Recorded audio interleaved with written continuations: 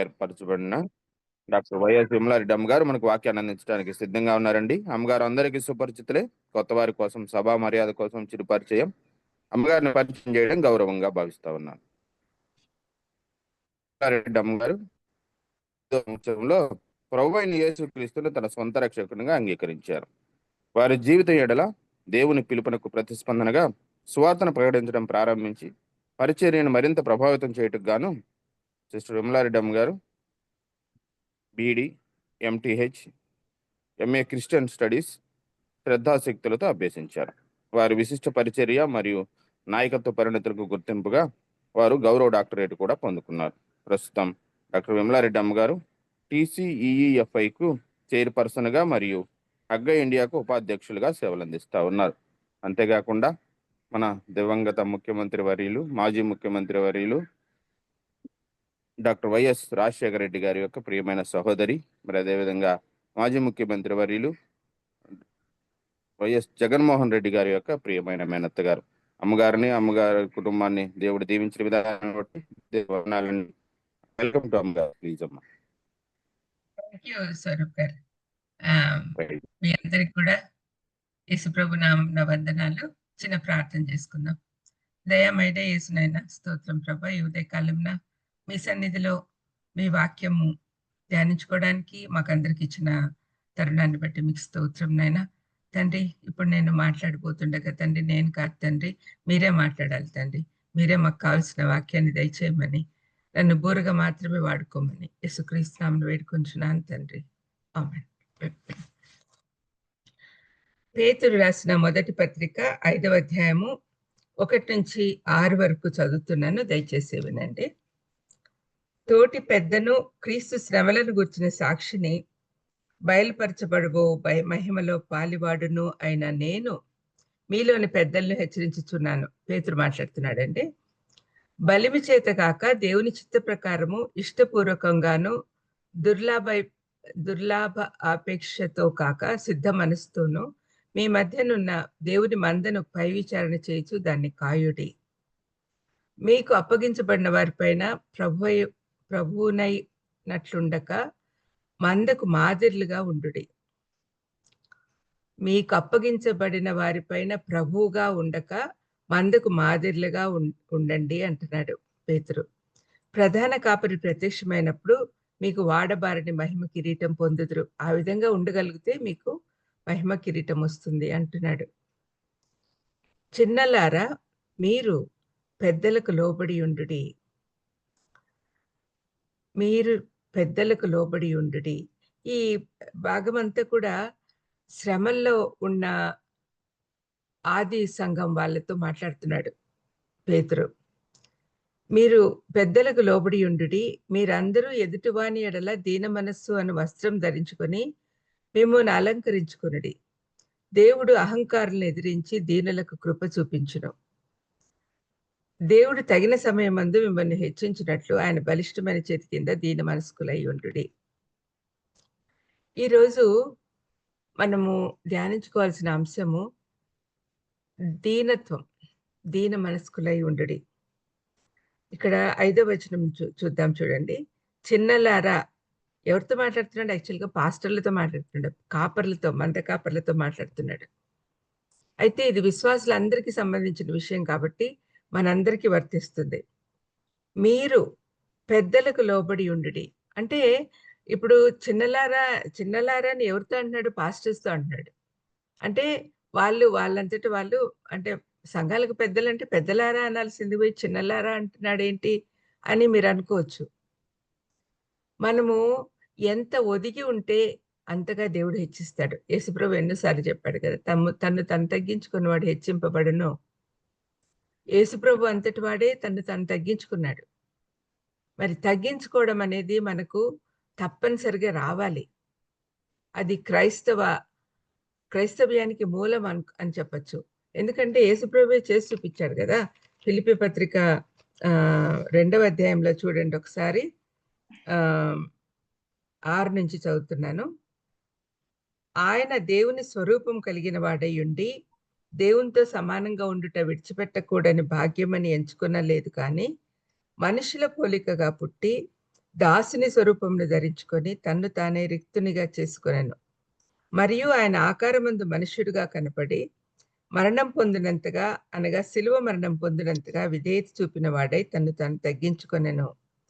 అందుచేతను పరలోకమందున్న వారిలో గాని, భూమి మీద ఉన్న వారిలో గాని, భూమి కింద ఉన్న వారిలో గాని, ప్రతివాని మోకాలును యేసు నామమున వంగునట్లును, ప్రతివాని నాలుకయు తండ్రి అయిన దేవుని మహిమార్థమై యేసుక్రీస్తు ప్రభువని ఒప్పుకొన్నట్లును దేవుడు ఆయనను అధికంగా హెచ్చించి ప్రతి నామమునకును పైనామముగా ఆయనను ఉంచెను, ఆయన అనుగ్రహించెను అని రాయబడింది. ఇప్పుడు మనం చదువుకున్న వాక్య భాగంలో పేతురు చెప్పిన మాటలకు దీనికి ఎంత పోలిక ఉందో చూడండి. బైబిల్‌లో ఏ మాటలు ఉన్నా కూడా అన్నీ కూడా యేసుప్రభు చేసి చూపించాడు. ఇక్కడ 6వ వచనంలో దేవుడు తగిన సమయమందు మిమ్మల్ని హెచ్చించునట్లు ఆయన బలిష్టమైన చేతి కింద దీన మనస్కులై ఉండుడి. ఈ మాట యేసుప్రభు జీవితంలో జరగలేదా? మీరు ఒకసారి ఆలోచించండి. ఆయన తండ్రితో కూడా పరలోకంలో ఉండడము విడిచిపెట్టకూడని భాగ్యం అని ఎంచుకోకుండా మన కోసం మనను విమోచించడానికి ఈ లోకానికి వచ్చాడు. గొప్ప దేవుడు, సర్వాధిపతి, సార్వభౌముడైన ఆ దేవాది దేవుడు మనలాంటి మనము ఆయన ఆయన దృష్టిలో కేవలం ధూళి లాంటి వారు. అటువంటి మన కోసం తన పరలోక సౌఖ్యమంతా వదిలిపెట్టి ఈ లోకానికి వచ్చాడు. మానవ రూపంలో ఆయన ఎన్నో శ్రమలు అనుభవించాడు. ఇదంతా ఏదాన్ని చూపిస్తుంది? తగిన సమయమందు దేవుడు తనని హెచ్చిస్తాడు అనే విషయం ఆయనకు తెలుసు. విధేయుడై ఈ లోకానికి వచ్చాడు. తండ్రి కుమార పరిశుద్ధాత్మ దేవులు త్రిత్వం గురించి మీకు తెలిసే ఉంటది. తండ్రి ఒక ప్రణాళిక వేశాడు, కుమారుడు నెరవేర్చాడు, పరిశుద్ధాత్మ దేవుడు కొనసాగిస్తూ ఉన్నాడు. కుమారుడైన దేవుడు తండ్రి మాట జవదాటకుండా తండ్రి ప్రణాళిక నెరవేర్చడానికి విధేయతతో ఈ లోకానికి వచ్చాడు. ఇప్పుడు చూడండి, విధేయత, తగ్గింపు స్వభావం, తగిన సమయమందు. తండ్రి ఏర్పాటు చేసిన సమయం కోసం ఎదురు చూశాడు. 30 సంవత్సరాలు ఒక సాధారణ పేద కుటుంబంలో ఒక కార్పెంటర్గా జీవించాడు యేసయ్య. ఇంతకంటే మంచి ఎగ్జాంపుల్ ఉంటుందా మనకు? ఆయన దేవాది దేవుడే తను తగ్గించుకుంటే మనమెంతటి వారం? ఆయన తగిన సమయం నందు విధేయతతో తగ్గింపు స్వభావంతో ఎదురు చూశాడు కాబట్టి తండ్రి ఏం చేశాడు? ఆయనను హెచ్చించాడు. ఆ మాట కూడా ఇక్కడే రుజువు అవుతాను చూడండి. అందుచేత పరలోకమందున్న వారిలో గాని, భూమి మీద ఉన్న వారిలో గాని, భూమి కింద ఉన్న వారిలో గాని, ప్రతివాని మోకాలును యేసు నామమున వంగునట్లును, ప్రతివాని నాలుకయు తండ్రి అయిన దేవుని మహిమార్థమై యేసుక్రీస్తు ప్రభువు అని ఒప్పుకున్నట్లును దేవుడు ఆయనను అధికంగా హెచ్చించి ప్రతి నామమునకు పైనామమును ఆయనకు అనుగ్రహించెను. యేసు ప్రభు ఏ మాటలు చెప్పినా కూడా తను చేసి చూపించాడండి. కొండ మీద ప్రసంగంలో ఎన్ని మాటలు చెప్పాడు, అవన్నీ ఆయన చేయలేదా? ఆత్మ విషయమే దీనులైన వారి ధన్యులు, పరలోక రాజ్యం వారిది అని ఆయన బోధించాడు. శత్రువులను ప్రేమించండి అని చెప్పాడు. తను తగ్గించుకున్నవాడు హెచ్చింపబడును అని చెప్పాడు. అవన్నీ కూడా తను జరిగించి చూపించాడు. పేతురు ఏం చెప్తున్నాడు? పేతురు ఎట్లా ఉన్నాడండి? మొదట్లో ఏమనుకుంటే అది చేసేయడమే, ఆలోచించేది లేదు, ఏం లేదు. యేసుప్రభుని అరెస్ట్ చేయడానికి వస్తే కత్తి దూసి మల్కు అనే వాని చెవి తగ్గొట్టాడు. అంటే ఆలోచించకుండా వెంటనే పనిచేసేవాడు అనమాట, కోపిష్టి. అటువంటి పేతురు ఈ మాటలు రాస్తున్నాడు అంటే ఎన్ని శ్రమలు అనుభవించి ఆ దీనత్వం సంపాదించుకున్నాడండి. మీరే ఆలోచించండి. శ్రమల ద్వారా దీనత్వం వస్తుంది. శ్రమల ద్వారా will become humble. So sufferings are very important in our life. శ్రమ నొందకపోతే మనకు దీనత్వం రాదు. ఎంతసేపు సంపదలతో తులుతూగుతూ ఉంటే గర్వం ఎక్కువైతుంది, దీనత్వం రాదు. యాక్చువల్‌గా దేవుని ఉద్దేశ్యం ఏమంటే, మనం ఎంతగా ఆశీర్వదించబడుతూ ఉంటే, అంతగా మనము తగ్గి ఉండాలి. ఈ లోకంలో అంటుంటారు గదండీ!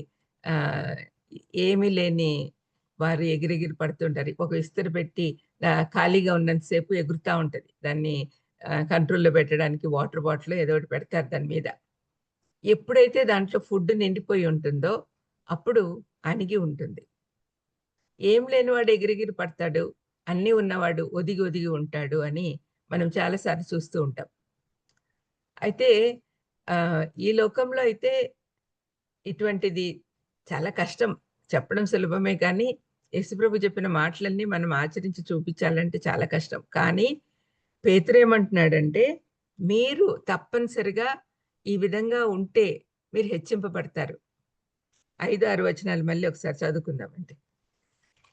ఏమంటున్నాడు? మీరు పెద్దలకు లోబడి ఉండుడి. ఇక్కడ పాస్టర్‌లతో, కాపర్లతో ఎందుకు మాట్లాడుతున్నాడు అంటే, మీ అంతట మీరు చాలా పెద్దోళ్ళనుకుంటారు. కానీ మీరు తగ్గి ఉండండి. మేము ఆహ్, మీ దేవుని మందను విచారణ చేయడానికి మిమ్మల్ని పెట్టాను. మీరు అప్పగింపబడిన వారిపైన ప్రభువు అయినట్లు ఉండక మందకు మాదిరిగా ఉండుడి అంటున్నాడు. యేసుప్రభు ఈ లోకానికొచ్చినప్పుడు ఆయన 12 మంది శిష్యుల్ని ఏర్పాటు చేసుకున్నాడు. ఆయన వారందరికంటే చాలా గొప్పవాడు. అయినా కూడా వాళ్ళకేం నేర్పించాడు? సర్వెంట్ లీడర్‌షిప్ నేర్పించాడు. ఆయన వెళ్ళిపోకముందు ఏం నేర్పించాడు ఆయన వాళ్ళకి? వాళ్ళకి కాళ్ళు కడిగాడు. ఆయన వెళ్ళకముందు మేడ గదిలో చేసిన ఆహ్, స్ ఉపదేశాలలో ఇది గూడా ఒకటి. తగ్గింపు స్వభావం. 14, 15, 16 యోహాను సువార్తలు చదవండి మీకర్థమవుతుంది. ఆయన తగ్గింపు స్వభావం నేర్పించాడు. ఆహ్, పాదాలు కడిగాడు శిష్యులకు. వాళ్ళు పస్కా ఆచరించక ముందు వాళ్ళనందరిని కూర్చోబెట్టి, కాళ్ళు కడిగి తువాలుతో తుడిచాడు. అంటే ఏం నేర్పిస్తున్నాడంటే అక్కడ, నేను చేశాను కాబట్టి మీరు చేయండి. ఎవరైనా మాదిరిగా ఉండాలి అనుకున్నప్పుడు, ఎవరితోనో ఏమన్నా చేపిచ్చాలనుకున్నప్పుడు మనం చేసి చూపించాలండి. మనం చేయకుండా ఇదిగో అది చెయ్యి అనంటే అంత ఇష్టంగా చెయ్యరు. అప్పుడు చేస్తారేమో గానీ తిట్టుకుంటూ జేస్తారు. అయితే మనం గూడా కలిసి పనిచేస్తూ ఉంటే వాళ్ళు తప్పనిసరిగా సంతోషంగా పనిచేస్తారు. దేవుని రాజ్యం కట్టడంలో అందరం కలిసిమెలిసి పనిచేయాలి. మేము ఆ పై అధికారులము, మేము చాలా గొప్ప అని అనుకుంటే కుదరదండి. తగ్గింపు స్వభావం ఉండాలి. సర్వెంట్ లీడర్‌షిప్ ప్రతి లీడర్‌లో ఉండాలి. ప్రతి క్రైస్తవుడిలో తగ్గింపు స్వభావం ఉండాలి. యాక్చువల్‌గా మనం ఆలోచిస్తే ఏం జూసి మనం అంతగా అతిశయపడుతున్నాము? ఎగిరెగిరి పడుతున్నాము? మనకు ఒకవేళ సంపద ఉండొచ్చు, చదువు ఉండొచ్చు, అందం ఉండొచ్చు. ఇవన్నీ ఎవరిచ్చినవి? మన సృష్టికర్త ఇచ్చాడు. మనల్ని గొప్ప స్థాయిలో తన బిడ్డల్ని చూసుకోవాలని ఆయన ఆశిస్తున్నాడు. అయితే ఆయనిచ్చిందంతా మన కోసం ఉపయోగించుకోవడానికి కాదు. We should be a blessing to others. అదే దేవుడి ఉద్దేశ్యం. మరి అలాంటప్పుడు ఎంతమందిని మనం చూస్తున్నాం. వాళ్ళకి బ్లెస్సింగ్స్ వచ్చేసరికి బాగా ఆహ్, గర్విస్తూ ఉన్నారు. ఏదో తమ శక్తి చేత సంపాదించుకుంటున్నాము అని అనుకుంటున్నారు. కానీ దేవుడి సహాయం లేకుంటే ఏమన్నా చేయగలమా మనం? పరిశుద్ధాత్ముడు మనల్ని నడిపించకపోతే మనం ఏమైనా చేయగలమా? ప్రతిదీ మనకున్న సమస్తము దేవుడిదే. గృహ నిర్వాహకత్వం నేర్చుకోవాలి. Stewardship. We are here just as stewards not as managers. Not as owners. We are here as managers. మనకేది సొంతం కాదు. శాశ్వతం కాదు. మనకి ఈ లోకంలో ఉన్నవి ఏదైనా సరే, ఏది శాశ్వతం కాదు. అందుకనే పౌలేమంటున్నాడంటే, మీరు చాలా శ్రమలు పడుతున్నారని బాధపడుతున్నారేమో, కానీ అధికారులను ఏర్పాటు చేసింది దేవుడే. మీ పైన పెద్దలు వాళ్ళ అధికారులు. ఇహలోకపరమైన అధికారులైనా వాళ్ళు యేసుప్రభుని నమ్మని వాళ్ళైనా సరే, విధేయత చూపించాలి అంటున్నాడు. ఆహ్, మీరందరూ ఎదుటివాని ఎడల దీన మనస్సు అను వస్త్రం ధరించుకొని మిమ్మును అలంకరించుకొనుడి. దీన మనస్సు అను వస్త్రం. పౌలు చాలాసార్లు మనం చూసాము. ఆయన ధరించుకొనుడి, ధరించుకొనుడి అంటున్నాడు. అదే మాట పేతురు కూడా వాడుతున్నాడు ఇక్కడ. ధరించుకొనుడి. ధరించుకోవడము అంటే పాతవి తీసేసి కొత్తవి ధరించుకోవడం. ఇంతకుముందు మనం గర్విష్ఠులమై ఉండొచ్చు. కానీ యేసుప్రభు దగ్గరకొచ్చినప్పుడు గర్వం తీసి పడేసి, గర్వం అనే వస్త్రం తొలగించుకొని, ఆయన మనల్ని రక్షించినప్పుడు నీతి వస్త్రం ఇస్తాడు. ఆ నీతి వస్త్రంతో పాటు ఇవన్నీ కూడా వస్తాయి. ఇక్కడ మనంతట మనం డెవలప్ చేసుకోవాల్సిన క్యారెక్టర్స్ కొన్నున్నాయి. దాంట్లో ఈ దీనత్వం ఒకటి. మీకు ఇంతకుముందున్న గర్వం అనే వస్త్రం తీసేసి, నీతి అనే ఇది దీనత్వం అనే సాత్వికము, దీనత్వము, తగ్గింపు స్వభావము, ఈ వస్త్రం ధరించుకోండి అని పేతురు చెప్తూ ఉన్నాడు. దేవుడు అహంకారులను ఎదిరించి దీనులకు కృప అనుగ్రహించును. మనము గర్విస్తే దేవుడు మనల్ని పరిత్యజిస్తాడు. ఆయన అహంకారాన్ని ఎదిరించి, అంటే ఆయనకు ఇష్టమే లేదు, వేషధారణ ఇష్టం లేదు, అహంకారులు ఇష్టం లేదు. కేవలం దీనులకు మాత్రమే ఆయన కృప అనుగ్రహిస్తాడు. మనకు దేవుని కృప లేకుంటే బతకలేం. దేవుని కృప ప్రతి దాంట్లో కావాలి. పౌలు చాలా శ్రమలు పడుతూ ఉంటాడు. శారీరకంగా ఆయనకి ఏదో జబ్బు ఉంది. మరి నా ముళ్ళు తీసివేయమని 3 సార్లు అడుగుతాడు. అప్పుడు యేసుప్రభు ఏమంటాడు, నా కృప నీకు చాలును అన్నాడు. ఆయన కృప అంత గొప్పది. ఆ కృప వల్లే మనకు రక్షణ వచ్చింది. ఆ కృప వల్లే మనం ఇప్పుడు జీవిస్తున్నాం. ఆ కృప వల్లే మనకు సంతోషం వచ్చింది. ఆ కృప మనకు అవసరం. అందుకని దీనులుగా ఉండే వాళ్ళకి ఆ కృప అనుగ్రహిస్తాడు యేసుప్రభు అని చెప్తూ ఉన్నారు ఇక్కడ. దేవుడు తగిన సమయమందు మిమ్మల్ని హెచ్చించున్నట్లు ఆయన బలిష్టమైన చేతి కింద దీన మనస్కులై ఉండుడి. ఇక్కడ 3 విషయాలు మనము చూద్దాం. ఏమంటున్నాడు? మనకు తగ్గింపులోనే విజయం ఉంది అనే సంగతి మనం నేర్చుకోవాలి. తగ్గించుకోవడం అనేది బైబిల్ బేసిక్ ప్రిన్సిపల్. ఇప్పుడే చెప్పాను కదా, యేసయ్య నేర్పించాడు, చేసి చూపించాడు. తగ్గింపు స్వభావం ఆయన నేర్పించిందే. ఈ లోకంలో మనలను మనం హెచ్చించుకోవాలి అని ఆలోచిస్తూ ఉంటాం. ఇప్పుడు ఒక జాబ్‌కి వెళ్ళాలంటే ప్రొఫైల్ సబ్మిట్ చేస్తారు. అప్పుడు మీలో ఉన్న గొప్పయన్నీ చెప్తూ ఉంటారు కదా! అట్లా చెప్తే గాని ఉద్యోగం రాదు. మరి మనలో ఏమేమి సాధించాము, అయన్నీ దేవుడి వల్లే సాధించామనే విషయం మర్చిపోతాం అనుకోండి. మనం ఏమేం సాధించాము అని గొప్పలు చెప్పుకుంటూ ఉంటాం. ఆ గొప్పలు చూసే మనకు ఉద్యోగం వస్తుంది. మరి ఆహ్, మన శక్తిని బట్టి పైకి పోవాలని చాలామంది కష్టపడుతూ ఉంటారు. మనకి దేవుడిచ్చిన తెలివి గదా! దేవుడిని అడుగుదాము. దేవుడిచ్చే జ్ఞానం కాబట్టి దేవుడి సహాయం అడుగుదాం అనేది మర్చిపోతాం. పైకెళ్ళే కొద్దీ దేవునికి దూరమైపోతామండి. అయితే ఎప్పుడైతే మనము తగ్గింపు స్వభావంతో ఇదంతా దేవుడి కృప, నేను ఇంత హైట్‌కెళ్తున్నాను అంటే లోకంలో ఎన్నో ప్రమోషన్‌లొస్తూ ఉంటాయి. ఉద్యోగస్తులకు ప్రమోషన్‌లొస్తాయి. ఒక తల్లిదండ్రులకు ప్రమోషన్ అంటే పిల్లలు పుట్టడం. ఇట్లా చాలా ప్రమోషన్‌లున్నాయి.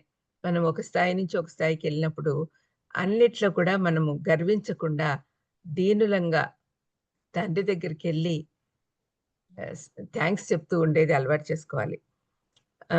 మన శక్తిని బట్టి పైకెళ్ళాలనుకుంటారు. కష్టపడి పని చేసి ప్రమోషన్స్ తెచ్చుకుంటారు. కానీ బైబిల్ చెప్తుందేంటంటే తగ్గించుకోమంటున్నాడు. పేతురు రాస్తూ ఉన్నాడు. ఇది ఆహ్, మనము పేతురుని గురించి కూడా ఆలోచిస్తే చాలా తక్కువ స్థాయిలో ఉన్నాడు ఆయన. శిష్యుల్లో అందరికంటే చాలా క్లోజ్ యేసుప్రభువుకి. అయినా కూడా నేర్చుకోలేదు. ఆయన చనిపోయి తిరిగి లేచాక అన్ని మార్పులొచ్చాయి పేతురులో పరిశుద్ధాత్మ శక్తితో. పరిశుద్ధాత్మ నింపుదల జరగంగానే లేచి నిలబడి హుందాగా అందరి ముందు యేసుప్రభుని గురించి సాక్ష్యం ఇచ్చే స్థాయికెళ్ళాడు. అంతకుముందు ఏం చేసేవాళ్ళు? మేడగదిలో దాక్కున్నారు. యేసుప్రభు ప్రత్యక్షమైనప్పుడు కూడా వాళ్ళు మేడగదిలోనే ఉన్నారు. మరి అటువంటి వాడు యేసుప్రభు ఆరోహణం అవ్వకముందు ఏం చెప్పాడు? నేను వెళ్ళిపోయిన తర్వాత పరిశుద్ధాత్ముడు మీ దగ్గరికొస్తారు.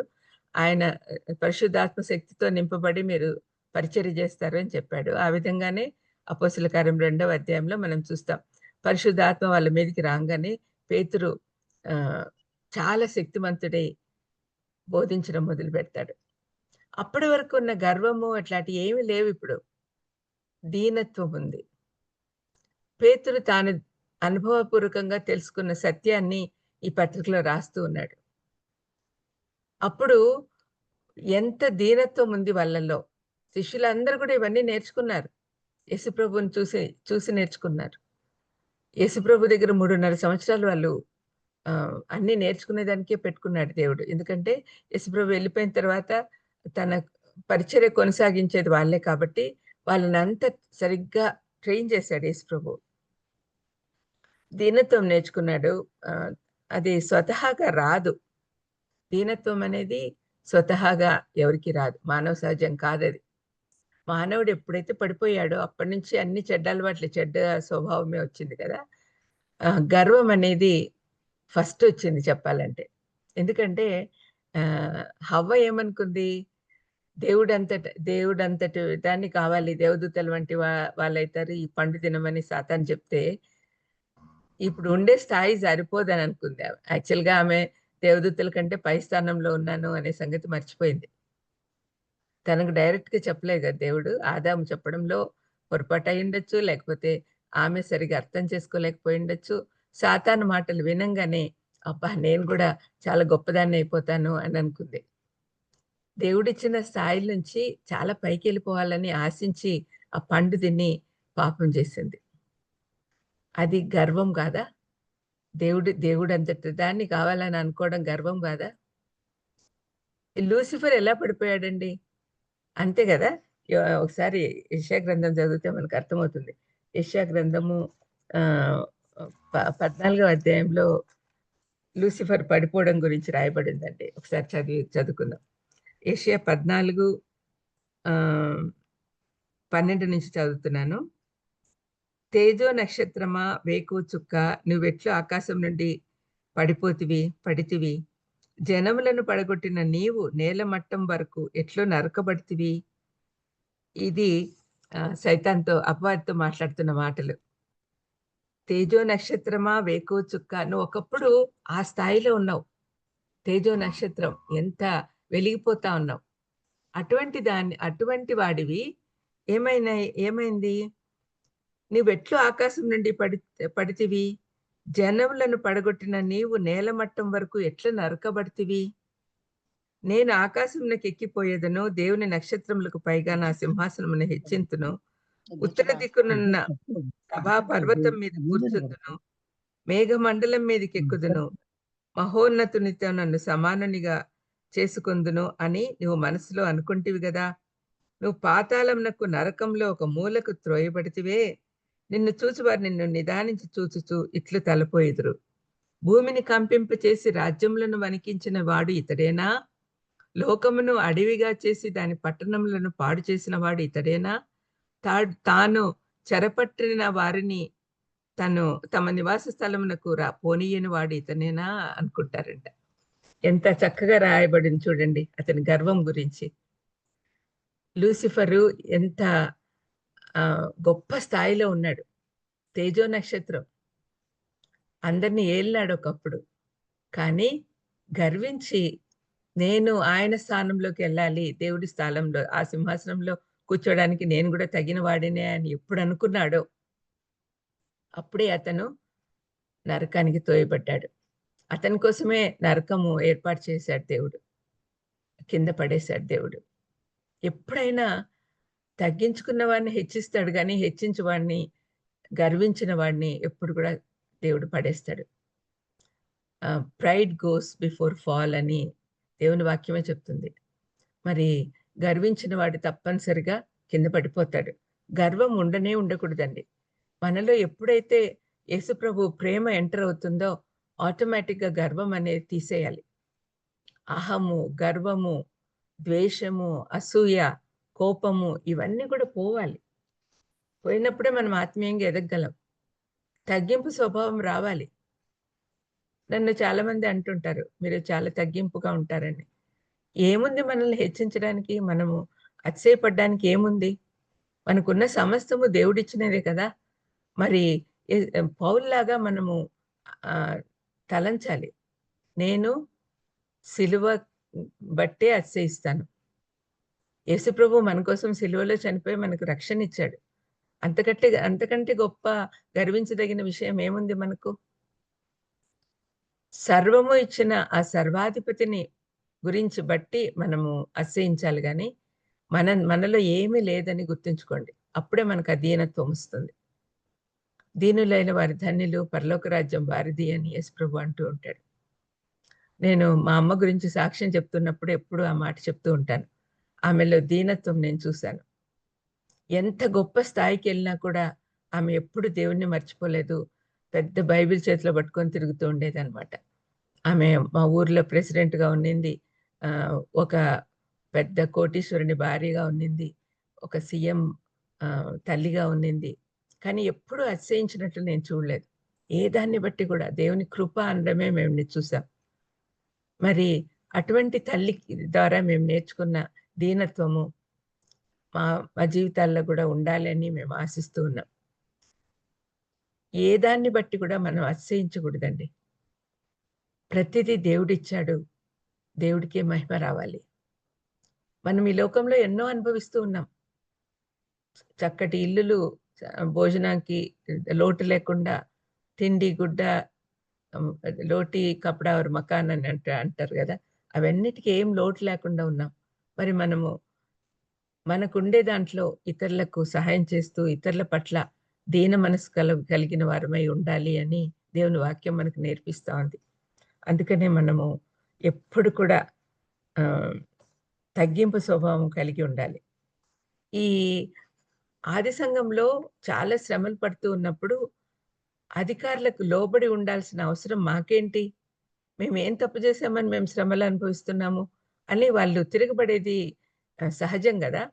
అయితే పేతురు అంటున్నాడు, అధికారులకు లోబడాల్సిన అవసరం మీకుంది. మీరు తగ్గింపు స్వభావంతో ఉండండి. ఎదిరించొద్దండి. ఇప్పుడు చప్పట్లు కొట్టాలంటే 2 చేతులు ఉండాలండి. వాళ్ళు మనల్ని హింసిస్తూ ఉన్నప్పుడు మనం ఎదిరిస్తూ ఉంటే అది ఎక్కువైతా ఉంటది. ఒకరు గమ్మునుంటే తప్పనిసరిగా ఎదుటి వాళ్ళు తగ్గిపోతారు. సాత్వికులు, సాత్వికులు ధన్యులు అని దేవుని వాక్యం చెప్తుంది. మరి సాత్వికం అలవాటు చేసుకోవాలంటే సామాన్యమైన విషయం కాదు. ఎవరైనా తిడుతున్నా గూడా పడి ఉండాల్సిన అవసరం మనకేంటి అని ఆలోచన మనకొస్తుంది కదా! మనం ఏ తప్పు చేయకుండానే మనల్ని తిడుతూ ఉంటే, మన దేవుడు చూస్తూ ఊరుకుంటాడా? దేవుడికి వదిలేయాల. నేను చూసుకుంటా గదా! అంటున్నాడు దేవుడు. అందుకనే మనకు దీనత్వము చాలా విలువైందది. అది బలహీనత గాదు. మనలను మనం దేవునికి సమర్పించుకొని, మన చిత్తాన్ని ఆయన చిత్తానికి అనుసంధానం చేసుకోవాలి. అక్కడ వాళ్ళు ఆహ్, చిన్నపిల్లలారా, చిన్నలారా అని పేతురు చెప్తూ ఉంటే వాళ్ళు వినడానికి సిద్ధంగా ఉన్నారు. నేర్చుకోవడానికి సిద్ధంగా ఉన్నారు. ఈ వాక్యం మనకు గూడా వర్తించుకుంటే, మనం కూడా నేర్చుకోవడానికి సిద్ధంగా ఉండాలి. దీనత్వం అనేది ఆహ్, చాలా అవసరమైన విషయం. ఇప్పుడు 3 భాగాలుగా మనం చేసుకున్నాం ఈ వాక్య భాగము. తగ్గింపు, తగ్గింపు అంటే ఇప్పుడు మళ్ళీ ఒకసారి నేను అది చదువుతాను. ఎందుకంటే మనకిది చాలా అవసరమైన వాక్యం. 6వ వచనం. ఏమంటున్నాడు? దేవుడు తగిన సమయమందు మిమ్మును హెచ్చించునట్లు ఆయన బలిష్టమైన చేతి కింద దీన మనస్కులై ఉండుడి. బలిష్టమైన చేతి కింద ఉండాలి. దీన మనసులై ఉండాలి. ఈ మాటలు మనం గుర్తుపెట్టుకుందాం. రెండవది ఆయన బలిష్టమైన చేతి కింద. ఆయన చేతి కింద మనం ఉండాలి అనేది గుర్తుపెట్టుకోవాలి. ఆయన శక్తి, భద్రత ఆయన చేతిలో ఉంది. ఆయన నీడలో ఉండటము శ్రేష్టమైనది. కీర్తన 91:1లో మహోన్నతుని చాటున నివసించువాడే సర్వశక్తుని నీడన విశ్రమించువాడు. ఈ బలిష్టమైన చెయ్యి కొన్నిసార్లు మనలను క్రమశిక్షణలో పెట్టడానికి కూడా వాడతాడు దేవుడు. అయినా కూడా మనం సిద్ధంగా ఉండాలి. తప్పు చేసినప్పుడు శిక్షించేవాడు ఆయనే గదా! ఆయన నిజంగా మనల్ని ప్రేమిస్తున్నాడు అంటే మనల్ని సరిచేస్తాడు. తప్పు మార్గంలో వెళ్తూ ఉన్నప్పుడు. ఆయన సమయం కొరకు మనం ఎదురు చూస్తూ ఉండాలి. మూడవది తగిన సమయమందు మిమ్మల్ని హెచ్చించినట్లు అని అంటున్నాడు గదా! తగిన సమయమందు మిమ్మల్ని హెచ్చించినట్లు తగ్గింపు స్వభావం కలిగి ఉండుడి అనే విషయం మనం ధ్యానించుకుంటూ ఉన్నాం. తగిన సమయం, ఆ తగిన సమయం ఎప్పుడో మనకు తెలియదు. దానికోసం శాంతంగా ఎదురు చూడాలి. దీర్ఘశాంతం అవసరం. ఈ లక్షణాలన్నీ ఆత్మ ఫలంలో కనపడతాయి కదా మనకు. దీర్ఘశాంతం. ఆత్మీయంగా మనం ఎదిగే కొద్దీ ఇవన్నీ లక్షణాలు మనలోకి వస్తాయి. దేవుని ప్రేమ మనకు కలిగి ఉంటే, ఆ ఆత్మఫలంలో ఫస్ట్‌ది ప్రేమ. ప్రేమ ఉంటే మిగతా అన్నీ ఆటోమేటిక్‌గా వస్తాయి. తగిన సమయమందు ఆయన హెచ్చించునట్లు దీనులకు దేవుడిచ్చే వాగ్దానం ఇది. మనలను మనము హెచ్చించుకోకుండా ఆయన చేతుల్లో పెడితే బహుగా హెచ్చిస్తాడు. ఈ మాటలు 3 మీరు మనసులో ఉంచుకోండి. కొన్ని ఎగ్జాంపుల్స్ మనం బైబిల్ నుంచి చూస్తాం. ఎప్పుడు కూడా అన్వయం మనం నేర్చుకోవాలండి. ఈ 3 సంగతులు మన జీవితంలో మనం అన్వయించుకోవాలి. ఎట్లాంటి పరిస్థితుల్లో అన్వయించుకోవాలి? కొన్ని ఉదాహరణలు చూస్తే మనకు కూడా అర్థమవుతాయి. మొదటిగా మోషే. మోషేని గురించి సంఖ్యాకాండంలో 12:3లో దేవుడే స్వయంగా చెప్తున్నాడు. భూమి మీదనున్న వారందరిలో మిక్కిలి సాత్వికుడు. అంతకుముందు ఎలా ఉండేవాడో మనం ఒకసారి ఆలోచిస్తే, మోషే జీవితం 3 భాగాలుగా చేసుకోవచ్చు. మొదటిది ప్రిన్స్‌గా జీవించాడు. ఫరో కుమార్తె కుమారుడిగా. అన్ని సకల విద్యలు నేర్చుకున్నాడు. సకల జ్ఞానము నేర్పించారు వాళ్ళు. ఒక రాజుగా అంటే యాక్చువల్‌గా ప్యాలెస్‌లో ఉండేవాళ్ళు పిల్లలందరూ కూడా ర కాబోయే రాజుకుండాల్సిన లక్షణాలన్నిటితో పెరుగుతారు. అన్ని విద్యలు నేర్చుకుంటారు. చాలా ఆహ్, అంటే ఫరో కుమార్తెకు కుమారుడు అంటే ఎంత పవర్‌ఫుల్లో మీరు ఆలోచించండి. సకల సౌఖ్యాలు అనుభవించాడు. చాలా సంతోషంగా చాలా ఆహ్, అటువంటి స్థాయిలో ఉన్నప్పుడు గర్వం ఆటోమేటిక్‌గా వస్తుంది. గర్వించున్నట్టుగా మనకు కనపడడం లేదు కానీ, ఆ గర్వం ఎలా కనపడిందో, ఎట్లా బయటకొచ్చిందో ఒక్కసారి మనం చూద్దాం. 40 సంవత్సరాలు అయిన తర్వాత నెక్స్ట్ స్టేజ్ ఆహ్, అరణ్యవాసం. ఈ 40 సంవత్సరాలు దాటిన తర్వాత ఒకసారి ఆహ్, బయటికొచ్చాడు. యాక్చువల్‌గా మోషే చిన్నతనంలోనే తల్లిపాలు తాగేటప్పుడే తను ఇజ్రాయెల్ జనాంగం చెందినవాడనే సంగతి తెలుసు. ఆయన యెహోవా దేవుడే దేవుడని తెలుసుకున్నాడు వాళ్ళ అమ్మ ద్వారా. మరి అది మనసులో ఉంది గాబట్టి ఇజ్రాయేలీలందరూ తన ప్రజలు అనుకున్నాడు. వాళ్ళనేమో బానిసత్వంలో అణిచివేస్తున్నారు ఫరో వాళ్ళు. అది ఐగుప్తీయులు. అటువంటి సమయంలో ఆయన బయటకొచ్చి చూస్తూ ఉన్నప్పుడు ఒక ఐగుప్తీయుడు ఇజ్రాయెల్ జ ఇజ్రాయెల్ ప్రజల్లో ఒకడిని హెబ్రీయుడిని ఒకడిని కొట్టిన అదే బాగా హింసిస్తూ ఉండడం చూసి వెంటనే ఐగుప్తీయుడిని చంపేశాడు. అంత కోపమొచ్చేసింది. తన ఐగుప్తీయుడు అని అనుకుంటే ఐగుప్తీయుడిని చంపడు గదా! సారీ. తన ప్రజలను హింసిస్తున్నాడు అనే ఆలోచనతో చంపేశాడు.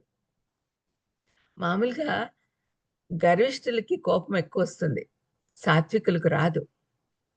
సాత్వికులు ఆలోచిస్తారు. మనం ఇప్పుడు అతన్ని శిక్షించచ్చా? ఎదుటివారిని శిక్షించడము అంటే గర్వించడమే. మనమెవరమండి శిక్షించేదానికి, తీర్పు తీర్చడానికి?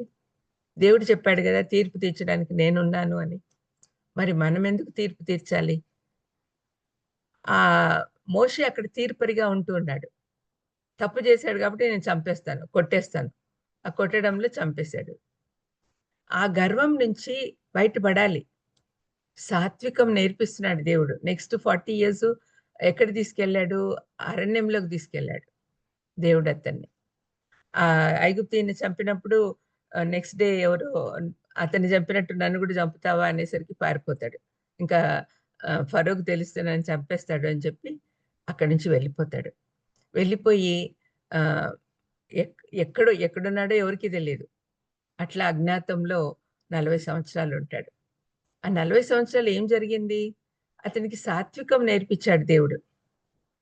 ఒక్కసారిగా ప్రిన్స్‌గా ఉండేవాడు అరణ్యంలో ఏమీ లేకుండా పారిపోయి వచ్చేసాడు అంతే. ఏం లేవు. చేతిలో ఒక కర్ర పట్టుకొని ఉన్నాడంతే. మరి అటువంటి స్థాయిలో ఉండాల్సి వచ్చింది తనకి. అప్పుడు దీనత్వం నేర్చుకున్నాడు. ఎంత దీనత్వం అంటే 40 సంవత్సరాలు ట్రైనింగ్ అయిన తర్వాత సాత్వికం నేర్చుకున్న తర్వాత దేవుడు అతను అందరిలో సాత్వికుడు అనే స్టేజ్‌కి తీసుకొచ్చాడు. తీసుకొచ్చిన తర్వాత ఆహ్, 80 ఏండ్లప్పుడు దేవుడు అగ్నిపొదలో కనిపిచ్చి, "నువ్వు ఇజ్రాయెల్ జనాంగాన్ని ఐగుప్తు బానిసత్వం నుంచి బయటికి తీసుకెళ్ళాలి" అని చెప్పినప్పుడు, "అమ్మో! నా చేత కాదు" అన్నాడు. మరి ఒకప్పుడున్న గర్వము, అధికారం ఎక్కడ పోయింది? అంతకుముందు అంత కాన్ఫిడెన్స్‌తో చంపేసాడు గదా! మరి ఆ కాన్ఫిడెన్స్ ఎక్కడికి పోయింది? దీనత్వం వస్తేనే కంప్లీట్ డిపెండెన్స్ వచ్చింది దేవుడి మీద. ఆ కాన్ఫిడెన్స్ లేదు. అంటే పొగరుబోతుతనం లేదు.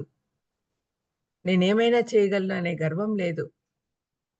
అమ్మో! నేనెళ్ళలేను. నాకు నత్తి ఉంది అని ఇట్లాంటి సాకులన్నీ చెప్తున్నాడు.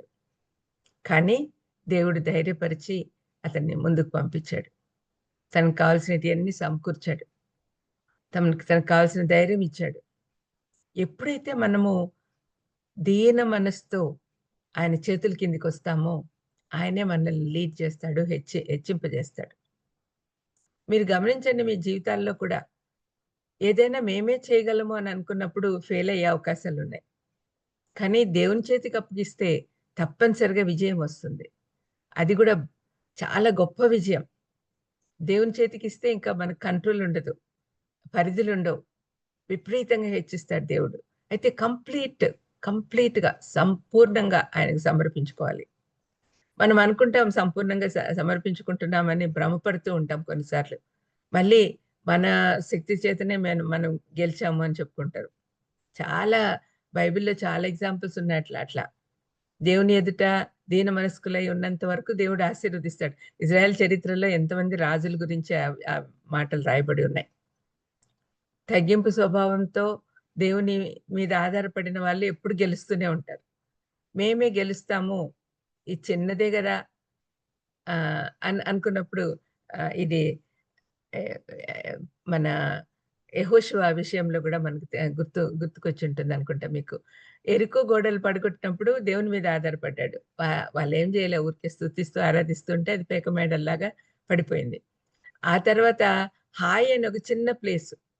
ఆ ప్లేస్‌కు అందరూ పోవాల్సిన అవసరం లేదు. కొంతమందిని పంపించాడు. అయితే అక్కడ దేవుడిని అడగలేదు. దేవుని ఎదుట దీన మనస్కుడై వెళ్ళొచ్చా అని అడగల. అంత గొప్ప జనాంగాన్ని ఎదిరించిన వాళ్ళము ఈ చిన్న దానికి ఆహ్, విజయం సాధించలేమా అని అనుకున్నారు. వెంటనే ఓడిపోయారు. మనం కూడా ప్రతి విషయంలో కూడా దేవుని మీద ఆధారపడడం నేర్చుకోవాలి. చిన్నదైనా, పెద్దదైనా. అప్పుడే దేవుడు విజయం ఇస్తాడు. క్రీస్తులో ఉంది విజయం అని అంటాం గదా! బైబిల్ చెప్తుంది గదా! క్రీస్తులో ఎప్పుడు విజయం ఉంటుంది? ఆయన మీద ఆధారపడినప్పుడు విజయం వస్తుంది. తను తగ్గించుకొని యేసుప్రభు పాదాల దగ్గరికెళ్ళినప్పుడు మనకు విజయం వస్తుంది. అందుకనే మోషే ఎప్పుడైతే సాత్వికం నేర్చుకున్నాడో అప్పుడే తనకి శక్తి వచ్చింది. నేను లీడర్‌గా ఉండలేను అన్నాడు. కానీ దేవుడు సాత్వికునిగా తయారు చేసి విజయం ఇచ్చాడు. మోషే చేసిన ప్రయాణాలంతా మనకు తెలుసు. తర్వాత 40 సంవత్సరాలు 20,00,000 మందికి పైగా జనాంగాన్ని తీసుకెళ్ళి హ్మ్. వాగ్దాన దేశానికి తీసుకెళ్ళాడు. అవన్నీ మనం చూస్తుంటే ఎంత ఆశ్చర్యమేస్తుంది. దేవుడు ఒక సాత్వికునిగా తయారు చేసి తర్వాత లీడర్ చేశాడు. అంటే ఇక్కడ మనం నేర్చుకోవాల్సిందేంటి? యేసుప్రభు నేర్పించిన పాఠమే సర్వెంట్ లీడర్‌షిప్. ఎప్పుడైతే తను తగ్గించుకుంటాడో, అయితాడో అప్పుడే మంచి లీడర్ అవుతాడు. ఇప్పుడు ప్రస్తుతం మనం చూస్తున్న లీడర్స్ అందరికీ గర్వం తప్ప సాత్వికం చాలా తక్కువ మందికుంది. సాత్వికులు ధన్యులు. తప్పనిసరిగా వాళ్ళు ప్రాస్పర్ అవుతారు. దేవుని సన్నిధిలో వాళ్ళు చాలా గొప్ప స్థాయికెళ్తారు. మరి ఆ విధంగా మనం కూడా ఉండడానికి మనం నేర్చుకోవాలి. మనం ఈ లోకంలో ఏ విధంగా లీడర్స్‌గా ఉంటాము? స్వార్థ ప్రకటించే విషయంలో మనం లీడర్స్‌గా ఉండాలి. ఎవరినైనా ప్రభావితం చేసే వాళ్ళందరూ లీడర్సే. మనం మన జీవితాల ద్వారా ఇతరులను ప్రభావితం చేసి దేవుని దగ్గరికి నడిపించాలి అంటే, మనం సాత్వికంగా ఉండాలి. మనం గర్విష్ఠులాగా మేము యేసుప్రభుని నమ్మిన వాళ్ళం, మేము చాలా మంచోళ్ళం, మీరు కూడా రండి అనంటే ఎవరైనా వస్తారా? మన దీనత్వంతో ఉంటే, మన దీనత్వం చూసి వాళ్ళు ఇంప్రెస్ అవుతారు. కాబట్టి మన జీవిత విధానం మార్చుకోవాలి. మన జీవితంలో ఎన్నో విషయాలు మనం నేర్చుకోవాల్సిన అవసరం ఉంది. దీనత్వం నేర్చుకోవాలి. దీనులెప్పుడు గూడా దీనత్వం కలిగి ఉన్నవాళ్ళెప్పుడు కూడా దేవుడు బహుగా ఆశీర్వదిస్తాడు. దావీదు విషయం చూద్దాం. దావీదు చిన్నతనంలోనే అరౌండ్ 16, 17 ఇయర్స్ ఏజ్‌లోనే అతను రాజుగా అభిషేకించబడ్డాడు. సమూయేలొచ్చి అభిషేకించాడు ప్రవక్త. మరి అప్పుడు ఆయన సౌలు దగ్గరికెళ్ళి, "నేను దేవుని చేత అభిషేకించబడిన వాడిని, నన్ను ఏమన్నా అంటే నేను ఊరుకోను" అని. గొలియాతునే చంపినవాడు సౌలుని చంపడం పెద్ద కష్టం కాదు. అయితే తగిన సమయమందు దేవుడే హెచ్చిస్తాడని జెప్పి సమయం కోసం ఎదురు చూసాడు. తగిన సమయమందు దేవుడు అతన్ని హెచ్చించాడు. చిన్నతనంలోనే అభిషేకించబడినా కూడా సౌలు తను చంపుతున్నాడని పారిపోయాడు. తనకు శక్తి ఉంది సౌలుని ఎదిరించడానికి. కానీ సౌలు అభిషేకించబడినవాడు. దేవునిచే అభిషేకించబడినవాడు కాబట్టి దేవుడు తీసేసిన తర్వాతనే నేనెళ్తాను ఆయన స్థానంలోకి అని ఎదురు చూసాడు. అది దీనత్వం అంటే. ఎప్పుడు గూడా తను తాను హెచ్చించుకోలేదు. అంతే కాకుండా ఆహ్, ప సౌలును చంపడానికి కూడా అవకాశం ఇచ్చినా కూడా దేవుడు చంపలే. "నువ్వే చూసుకో అది. నేను కాదు. నేను చంపను. నువ్వు అభిషేకించిన వాడిని నేను చంపను" అని దేవుడికి చెప్పినట్లుగా అనిపిస్తుంది. నువ్వు సహజంగానే యుద్ధంలో చనిపోయినప్పుడు, ఆ తర్వాత దావీదు రాజయ్యాడు. దావీదు రాజయ్యాక దేవుని సన్నిధిలో ఈ మాట అంటున్నాడు. 2 సమూయేలు 7:18 ఇంతగా నీవు నన్ను హెచ్చించుటకు నేనెంతటి వాడను? ఎంత దీనత్వం చూడండి. రారాజయిపోయాడు. ఎంతోమంది రాజులు అతని కింద ఉన్నారు. మరి అటువంటి సమయంలో తగ్గింపు స్వభావం ఎంత బాగా కనపడుతుంది. ఇంతగా నన్ను హెచ్చించుటకు నేనెంతటి వాడను? ఏం గొప్ప అని నాలో ఉంది? ఏం గొప్ప నాలో ఉందని నన్ను ఇంతగా హెచ్చించావు అని దేవుడిని అడుగుతూ ఉన్నాడు. అదండి దీనత్వం అంటే. మరి దీనులుగా ఉండడానికి మనము నేర్చుకోవాలి. ఆహ్, humbleness with obedience gives promotion. ఎప్పుడు కూడా తగ్గింపు ఉండి, విధేయత చూపిస్తే తప్పనిసరిగా ప్రమోషన్ ఒస్తుంది. Even in your offices. మీరు ఉద్యోగాలు చేసే చోటైనా గానీ, చిన్న పనైనా సరే. ఇప్పుడు మన ఇంట్లో ఒక నలుగురు, ఐదుగురు సర్వెంట్స్ ఉన్నారనుకోండి. సర్వెంట్స్ ఉన్నప్పుడు గూడా, ఆ సర్వెంట్స్‌లో కూడా దీనత్వంతో గర్వించకుండా పనిచేసే వాళ్ళని హెచ్చిస్తాం. మీరు ఇట్లాంటి అనుభవం ఉండిండొచ్చు. ఎవరైతే మంచిగా అనిపిస్తారో గర్వించే వాళ్ళని తీసేయాలని ట్రై చేస్తూ ఉంటాం. గర్వించే వాళ్ళని మనం దగ్గర ఉంచుకోం. అదే సంగతి దేవుడు కూడా జరిగిస్తాడు మన జీవితంలో. ఆఫీసుల్లో చూడండి. మేనేజర్ ఏమన్నా పని చెప్పినప్పుడు, "మేము కూడా నీ స్థాయి వాళ్ళమే. మేము పని చేయం. మేము కూడా ఇక్కడ ఉద్యోగులమే. నువ్వు ఉద్యోగస్తుడివే" అని ఎదిరిస్తే, అతను సరైన రిపోర్ట్ ఇస్తాడా పైన పైన అధికారులకు? ఎప్పుడైతే నువ్వు తగ్గించుకుంటావో అప్పుడే నీకు ప్రమోషన్ వచ్చేదానికి అవకాశం ఉంది. అది గుర్తుపెట్టుకోండి. Humiliation and obedience gives promotion. ఆహ్, తర్వాత ఇప్పుడు ఈ 3 ఆహ్, ఒక స్టేజ్‌లు చూద్దాం. 3 స్టెప్స్. ఫస్ట్‌ది హ్యూమిలియేషన్ తగ్గింపు. తర్వాతది విధేయత. తర్వాత హెచ్చింపబడుట. ఈ 3 విషయాలు మీరు గుర్తుపెట్టుకోండి. తగ్గింపు స్వభావం. తగ్గింపు కొన్నిసార్లు దేవుడు మన ప్రార్థనలకు సమాధానాలివ్వడు. అయినా కూడా మనం ఎదురు చూడాలి. మనము నేను ఇంతగా ప్రార్థన చేస్తున్నానే నా ప్రార్థన ఆలకించలేదేంటి దేవుడు అని అంటే అక్కడ మళ్ళీ సాత్వికం లేదు.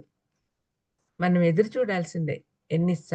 కొన్నిసార్లు క్షణాలలో మనం అడిగింది జరిగిపోతుంది. కొన్నిసార్లు దినాలు పడుతుంది. కొన్నిసార్లు సంవత్సరాలు పడతది. అయినా గూడా ఎదురు చూడాల్సిందే. యేసుప్రభు తన పని చేస్తానికి 33 సంవత్సరాలు 33.5 సంవత్సరాలు ఎదురు చూసాడు. దేవుడి సమయానికి ఆహ్, వెళ్ళాలి. ఆయన ఇస్తాడు అని. ఆహ్, ఇప్పుడు ఒకవేళ మనకు దేవుడు వెంటనే ఇవ్వలేదనుకోండి, ఆయన క్రమశిక్షణ నేర్పిస్తున్నాడు అనే విషయం మనం గుర్తించాలి. తర్వాత విధేయత. విధేయత అంటే కొన్ని పనులు చేస్తానికి మనకిష్టం ఉండకపోవచ్చు. అయినా కూడా మనం విధేయత చూపించాలి. అననీయ అదే యేసుప్రభు శిష్యుల్లో ఒకడు పౌలు దగ్గరికి పొమ్మన్నాడు. సౌలుగా ఉన్నప్పుడే. పౌలు ఇంకా అప్పుడే మారుతూ ఉన్నాడు. అతనికి చాలా భయంకరమైన అంటే యేసుప్రభు మార్గంలో వెళ్ళే వాళ్ళందరినీ హింసిస్తున్నాడు అని చెప్పినప్పుడు అననీయను ప్రభు వెళ్ళమంటాడు. వెళ్ళమంటే అమ్మో ఆయన దగ్గరికి నేను వెళ్ళడం ఏంటి అని అన్నాడు. అంటే లేదు నేను నేను చెప్తున్నా కదా వెళ్ళు అని. వెంటనే విధేయత చూపించాడు. మనం కూడా చాలా సందర్భాల్లో మనకి ఇష్టం లేని పనులు దేవుడు చెప్పినా కూడా చెయ్యాలి. అది విధేయత అంటే. మన చిత్తం కాదు. స్వచిత్తం అందరికీ దేవుడు ఇచ్చాడు. కానీ మనం ఆ స్వచిత్తాన్ని దేవుడి చిత్తంలోకి విలీనం చేయాలి. అప్పుడే మనము ఈ తగ్గింపు స్వభావం గాని, విధేయత గాని నేర్చుకుంటాం. తర్వాత హెచ్చింపబడతారు. హెచ్చింపబడుట అనేది వెంటనే జరిగిపోతది. ఆయన సమయం వచ్చినప్పుడు అకస్మాత్తుగా జరిగిపోతుంది. ఇమ్మీడియేట్‌గా మనకు జరుగుతుంది. అది అందరూ గమనిస్తారు. మన చుట్టూ ఉన్న వాళ్ళందరూ కూడా గమనిస్తారు. ఇప్పుడు ఇంకొక 2 ఎగ్జాంపుల్స్ చెప్పి మనం ముగించుకుందాం. హన్నా మొదటి సమూయేలు 1, 2 అధ్యాయాల్లో మనం చూస్తే హన్నా అందరితో ద్వేషింపబడుతుంది. ముఖ్యంగా తన సవతి ఎంత భయంకరంగా ఆమెను టీజ్ చేస్తూ ఉంటారు. తనకు పిల్లలున్నారు, ఈమె గొడ్రాలు అని చెప్పి ఆహ్, ఏ ఆమెను ఏడిపిస్తూ ఉంటది. కానీ ఎప్పుడు కూడా ఆమెతో పోట్లాడినట్టుగా లేదు. భర్తతో కంప్లెయింట్ చేయడమే గానీ ఆహ్, తన సవతితో కొట్లాడినట్టుగా రాయబడలేదక్కడ. అయితే దీన మనసుతో దేవుని ఎదుటికి పోయి ప్రార్థన చేసింది. ప్రార్థన చేసినప్పుడు తను తాను తగ్గించి దాసురాలను ఎన్ని చోట్ల ఉంది. ఏలీ ప్రవక్త వచ్చి ఆమెను తాగుబోతు అనుకోని అట్లా ఎళ్ళిపో అని చెప్పినప్పుడు నేను అండి. నేను దేవుని సన్నిధిలో ప్రార్థన చేస్తున్నాను దాసురాలని అని చెప్పి ఎంత దీనంగా మాట్లాడుతుంది. ఆ తగ్గింపు స్వభావంతో ఏలీ ప్రవక్త ఏమన్నాడంటే, దేవుడు నీ ప్రార్థన ఆలకించాడమ్మా అని చెప్పాడు. వెంటనే ఆమె గర్భవతి అవుతుంది. తన కుమారుడిని దేవునికి సమర్పించుకుంటుంది. ఆ మాట చెప్పిన తర్వాత దేవుడు ఆమె ప్రార్థన ఆలకించి ఆమె గొడ్రాలితనం తీసేస్తాడు. మరి దీనత్వం కలిగి ఎదురు చూసింది. మనుషులు ఆమెను బాగా తగ్గించారు గానీ దేవుడు ఆమెను హెచ్చించాడు. తర్వాత యోసేపు గురించి తెలియని వాళ్ళుంటరు. ఎక్కువ సంవత్సరాలు దాదాపు 30 సంవత్సరాలు శ్రమలతోనే గడిపేశాడు. కానీ దేవుడు అతన్ని ఎంతగా హెచ్చించాడు. ఐగుప్తులో ఫరో తర్వాతి స్థానం, ప్రధానమంత్రి స్థానం వచ్చింది ఆయనకు. ఎందుకని? ఎన్ని హింసలు భరించాడు. ఒక పక్క అన్నలు భయంకరమైన శ్రమలు పెట్టారు. ఆ శ్రమల్లో భరించాడు. తగిన సమయం కోసం ఎదురు చూశాడు. చిన్నతనంలోనే దేవుడు కళ్ళ ద్వారా చెప్పాడు. వాళ్ళ అన్నదమ్ములు గాని, అన్నలు గాని, వాళ్ళ తల్లిదండ్రులు గాని అందరూ తన ఎదుట సాష్టాంగ పడతారు అనే విషయము కళ్ళల ద్వారా చూపిచ్చాడు. అది వాళ్ళకి గూడా ఆళ్ళందరికీ అర్థమైంది. అందుకనే అతని మీద ఎక్కువ ద్వేషం పెంచుకున్నారు. మరి ఆ కలలు నిజమవుతాయి అని చాలా సంవత్సరాలు ఎదురు చూశాడు. దాదాపు 18 సంవత్సరాలు ఎదురు చూశాడు. ఆ తర్వాతనే అతను అంత గొప్ప స్థాయికెళ్ళాడు. ఈ లోపల ఎన్ని ఇన్సిడెంట్స్ జరిగినాయి చూడండి. అతన్ని ఇష్మాయేలీయులకు అమ్మడము, వాళ్ళు తీసుకెళ్ళి ఐగుప్తీయులకు అమ్మడము, అక్కడ బానిసగా బతకడము, ఆ తర్వాత వాళ్ళ యజమానురాలు అతన్ని హింసించడము, అబద్ధాలు చెప్పి అతన్ని జైల్లో వేయడం, చెరసాలలో ఎన్నో శ్రమలు పడింటాడు. ఈ కాలం లాంటి చెరసాలలు కావయి. చాలా భయంకరమైన స్థితిలో ఉంటారు. అయితే చెరసాల నాయకుడు అతనంటే ఇష్టపడ్డాడు కాబట్టి వాళ్ళందరిని చూసుకునే బాధ్యత పెట్టాడు. అంటే కొంచెం బెటర్ స్టేట్‌లో ఉండి ఉండొచ్చు. కానీ చెరసాలంటే చెరసాలే గదా! అన్ని శ్రమలు అనుభవించాడు. దేవుని సమయం కోసం ఎదురు చూశాడు. దేవుని బలిష్టమైన చేతిలో ఒదిగి ఉన్నాడు. అందుకనే అంతగా హెచ్చింపబడ్డాడు. తన్ను తాను ఎక్కడ రెసిస్ట్ చేసినట్టు కనపడలా. వాళ్ళ అన్నలు అంత హింసించి చంపబోయినా కూడా ఏడ్చాడేమో గానీ ఎవరిని ఎదిరించలా. ఆ తర్వాత తన యజమానురాలు తన మీద అబాండాలేస్తూ ఉంటే, కాదండి అని ఒక మాట గూడా అనలా. దీన మనసుతో దేవుడు చూసుకుంటాడులే అనే ఉద్దేశంతో తగ్గించుకున్నాడు. ఆ తర్వాత చెరసాల్లోకి వెళ్ళినప్పుడు కూడా ఎంతో దీనత్వం చూపించినాడు కాబట్టే చెరసాల నాయకుడికి అతనంటే ఇష్టమైంది. అతన్ని మంచి పొజిషన్‌లోకి తీసుకొచ్చాడు. అందరికీ హెడ్‌గా పెట్టాడు. ఖైదీలకందరికి. ఆ తర్వాత అల్టిమేట్‌గా దేవుడు తనని అద్భుతంగా హెచ్చిస్తాడు. ఆహ్, చాలా రెసిస్ట్ చేయకుండా మనము అనుభవిస్తేనే దేవుడు తగిన సమయమందు మనల్ని ఎక్కువగా హెచ్చిస్తాడు. ఈ మాటలు మీరు మనసులో పెట్టుకోండి ఎప్పుడు కూడా. మనం దేవునికి దూరం అవ్వకూడదు. ఎప్పుడు కూడా తగ్గింపు స్వభావం కలిగి ఉండాలి. ఆయన అహంకారులను ఎదిరించి దీనులకు కృప చూపించును అనే మాట ఇక్కడ చదువుకున్నాము. యాకోబు పత్రికలో ఉంది. ఆహ్, ప్రావెర్బ్స్‌లో కూడా ఉంది. యాకోబు 4, 6 సామెతలు 3, 34. ఇట్లా అంటే దీనత్వం దేవుడికి ఎంత ఇష్టమో చూడండి. అహంకారులను ఎదిరిస్తాడు దేవుడు. దీనుల కృప అనుగ్రహిస్తాడు. ఈ మాటలు మీరు మనసులో పెట్టుకొని తప్పనిసరిగా దీనత్వం అనే లక్షణం మనం అలవరుచుకోవాలని ప్రభువు నామమున మిమ్మల్ని అందరినీ కోరుతూ ముగిస్తున్నాను. చిన్న ప్రార్థన. దయామయుడ యేసునాయన, ఇప్పుడు మీరు నా ద్వారా మాట్లాడిన మాటలను జ్ఞాపకం పెట్టుకొని మేమందరం కూడా ఈ దీనత్వము, సాత్వికము అనే విషయాలు మా జీవితాల్లో అలవరుచుకునేదానికి సహాయం చేయమని యేసుక్రీస్తు నామమున వేడుకొంచున్నాను తండ్రి. Amen. Amen. Thank you madam.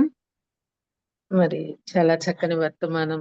విధేయత, తగ్గింపు స్వభావం, తగిన సమయం. మరి తగిన సమయంలో దేవుడు హెచ్చిస్తాడని, ఈ దీనత్వం మనం ఎలా పొందుకోవాలో కూడా చక్కగా చెప్పారు కదండి. శ్రమల ద్వారా దీనత్వం వస్తుందని యేసు ప్రభుని ఎగ్జాంపుల్ గా తీసుకున్నారు. ఇతరుల మనం దీనత్వం చూడాలంటే మనమే దీనులుగా ఉండాలని, ధరించుకోవాల్సినవి పాతవి తీసేసుకోవాలి, క్రొత్త వాటిని ధరించుకోవాలి. తగ్గింపులోనే విజయం ఉందని ఒక మాట గుర్తు చేశారు. దీనత్వం అనేది స్వతహాగా రాదని, అది నేర్చుకోవాలని చక్కగా చెప్పారు. మరి తగ్గింపు బలమైన ఆయన చేతి క్రింద మనం ఉండాలి. మోషేను, దావీదుని ఎలా దేవుడు చూశారో, వాళ్ళ జీవితాల ద్వారా ఎలా నేర్చుకున్నారో కూడా మనం చూసాము. కొన్నిసార్లు విధేయత చూపటానికి మనకిష్టం లేకపోవచ్చు, కానీ విధేయత చూపాలని, తగిన సమయంలో దేవుడు ఎలా హెచ్చిస్తాడని హన్నా, యోసేపుల జీవితం ద్వారా మనం నేర్చుకున్నాము. ముఖ్యంగా దీనత్వం అంటే దేవునికి చాలా ఇష్టం అని చెప్పారు. అది మనం కలిగి ఉందామండి. ఈ మాటలన్నీ దేవుడు దీవించాలి, మనం పాటించాలి. దేవుని నామానికి మాత్రమే మహిమ కలుగును గాక. మరి వాక్యం అందించిన అమ్మగారికి చాలా thank you so much madam. చాలా చక్కగా వివరించినందుకు థ్యాంక్ యూ సో మచ్. మరి మన మధ్యలో ఉన్నారు ఎవరండి, జామి రవికుమార్ గారు. ముగింపు ప్రార్థన, పరలోక ప్రార్థన ఆశీర్వాదం ఇవ్వాల్సిందిగా కోరుతున్నానండి.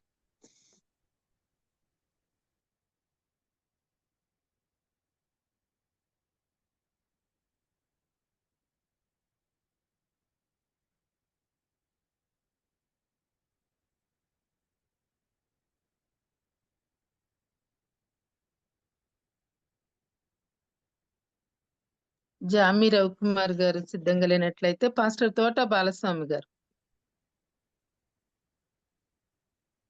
ప్రేమ స్వరూపుడు అయిన మా ప్రియ పరలోకపు తండ్రి, నీ ఘనమైన నామమును బట్టి నీకు వందనాలు, స్తోత్రాలయ్యా. ఈ ఉదయకాల సమయంలో నీ దాసురాలను ప్రభా విమలారెడ్డి గారిని నీ శిలువ చాటును మరుగుపరుచుకుని మాకు కావలసినటువంటి ఆత్మీయమైనటువంటి ఆహారమును ప్రభా ఆయన మాకు నువ్వు అనుగ్రహించిన విధానం బట్టి నీకు వందనాలు, స్తోత్రాలు. దీనత్వమును ప్రభా మేమందరం కూడా ధరించుకోవాలని నువ్వునైనా మా అందరికీ కూడా నువ్వు హెచ్చరిక చేసిన విధానం బట్టి నీకు వందనాలు, స్తోత్రాలు. ఎందుకనగా మేమందరం కూడా పరలోక రాజ్యానికి వారసులము కావాలని, ఈ దీనత్వమును ప్రభా మాకు అర్హతగా నువ్వు పెట్టిన విధానం బట్టి నీకు వందనాలు, స్తోత్రాలు. ఈ అర్హతను మేమందరం కూడా సంపాదించుకునడానికి అయ్యా, ఏ రీతిగా మేము సంపాదించుకోవాలో వివిధ కోణాలలో ప్రభా మాతో నువ్వు మాట్లాడినందుకు నీకు వందనాలు, స్తోత్రాలనైనా. విత్తబడినటువంటి వర్తమానం మా అందరి హృదయాలలో నిండారుగా ఫలించున్నట్లుగా కృప చూపమని ప్రార్థిస్తున్నాం. దుష్టుడికి మా మీద అధికారం లేకుండా సహాయమును దయచేయండి. ఈ ఉదయకాల సమయంలో ఈ యొక్క జూమ్ మీటింగ్ లో పాల్గొన్న ప్రతి ఒక్క బిడ్డను పేరు పేరున నువ్వు జ్ఞాపకం చేసుకొని దీవించి ఆశీర్వదించమని ప్రార్థిస్తున్నాం తండ్రి. అదే రీతిగా ప్రభా యొక్క జూమ్ మీటింగ్ ద్వారా మేమందరం కూడా ఈ మాటలు వినడానికి ఆయన ఏర్పాటు చేసినటువంటి దాసులను ప్రభా కోర్ కమిటీ మెంబర్స్ అందరినీ కూడా నువ్వే జ్ఞాపకం చేసుకోమని ప్రార్థిస్తున్నాం. బాబీ గారికి నువ్వు ఇచ్చిన ఈ తలంపును బట్టి సహకరిస్తున్నటువంటి బిడ్డలందరిని బట్టి నీకు వందనాలు, స్తోత్రాలు. అన్నిటికంటే ముఖ్యముగా వేకుజామునే ప్రభువా అయానైనా ప్రార్థన యోధులుగా ప్రభువా కొందరు నువ్వు ఏర్పరచుకొని వారి ద్వారా ఈ మార్గమును సుగమము చేస్తున్న విధానం బట్టి నీకు వందనాలు, స్తోత్రాలు. ఏమన్నైనా అనారోగ్యంతో ఉన్నటువంటి నైనా డాక్టర్ విజయ్ కుమార్ గారిని కూడా నువ్వు జ్ఞాపకం చేసుకునండి. తనకు మంచి ఆయుష్ను ఆరోగ్యమును నువ్వు దయచేయమని కూడా ప్రార్థిస్తున్నాం. ఇంకెందరైతే బిడ్డలు అనారోగ్యంతో ఉన్నారో వారందరిని కూడా నువ్వు దర్శించండి. ఎవరెవరికి ఏ విధమైనటువంటి అవసరతలు ఉన్నాయో వాటన్నింటినీ కూడా ప్రభా నీ కృపను బట్టి నాయన అవసరతలను తీర్చమని ప్రార్థిస్తున్నాం. నాయన నీ కృపలోనే మమ్మల్ని అందరినీ కూడా ఎత్తిపట్టి మమ్మలను బలపరిచి స్థిరపరిచి నీ నిత్య రాజ్యానికి మేమందరం కూడా వారసులమన్నట్లుగా తగిన అర్హతను మేమందరం కూడా సంపాదించుకొనటానికి నువ్వే మాకు సహాయమును దయచేయమని ఈ ఉదయకాలపు దీవెనలతో మమ్మల్ని అందరినీ కూడా దీవించి ఆశీర్వదించమని మమ్మల్ని అందరినీ కూడా నీ కృపా బాహుల్యములకు అప్పగించుకుంటూ మా ప్రభువును రక్షకుడును అయిన యేసుక్రీస్తు నామములో ప్రార్థించి స్తుతించి నీకే అప్పగించుచున్నాము తండ్రి. ఆమేన్. పరలోకమందున్న మా తండ్రి, నీ నామం పరిశుద్ధపరచబడును గాక, నీ రాజ్యము వచ్చును గాక, నీ చిత్తం పరలోకమందు నెరవేరుచున్నట్టు భూమియందును నెరవేరును గాక. మా అనుదిన ఆహారం నేడు మాకు దయచేయండి. మా ఎడల అపరాధములు చేసిన వారిని మేము క్షమించి ఉన్న ప్రకారం మా అపరాధములను క్షమించండి. మమ్ము శోధనలోనికి తేక దుష్టుని నుంచి తప్పించండి. ఎందుకనగా రాజ్యము, శక్తి, మహిమ నిరంతరము నీవై ఉన్నావు తండ్రి. ఆమేన్. మన తండ్రి అయిన దేవుని ప్రేమ, కుమారుడైన యేసుక్రీస్తు వారి కృప, పరిశుద్ధాత్మిక నిత్య సహవాసము, సన్నిధి, కాపుదల జూమ్ మీటింగ్ లో పాల్గొన్న బిడ్డలకు, వాక్య సందేశం ఇచ్చినటువంటి విమలారెడ్డి గారికి, ఈ కార్యక్రమాన్ని నడిపిస్తున్నటువంటి బిడ్డలందరికీ సదా తోడై నడిపించును గాక. ఆమేన్. ఆమేన్. ఆమేన్. మరి ప్రార్థించిన పాస్టర్ తోట బాలస్వామి గారికి, వాక్యం అందించిన విమలారెడ్డి మేడం కి ప్రత్యేక వందనాలు తెలియజేస్తూ ముగించుకుందామండి. హ్యావ్ ఎ నైస్ డే అండి. జాయిన్ అయిన ప్రతి ఒక్కరికి వందనాలండి. ఈ మెసేజెస్ అన్ని రికార్డ్ చేయబడుతున్నాయి, యూట్యూబ్ లో అవైలబుల్ గా ఉంటాయి. మరి తమ్ముడు జాన్సన్ ప్రతిరోజు వెంటనే అప్లోడ్ చేస్తున్నారు. దయచేసి మీరు మరొకసారి వినాలని ఆశపడితే యూట్యూబ్ లో బాబీ రత్నాకర్ అని టైప్ చేస్తే మీకు అందుబాటులో ఉంటాయండి. వినియోగించుకోవాల్సిందిగా కోరుతున్నాను. హ్యావ్ ఎ నైస్ డే అండి. ముగించుకుందామండి. థ్యాంక్ యూ అండి అందరికి.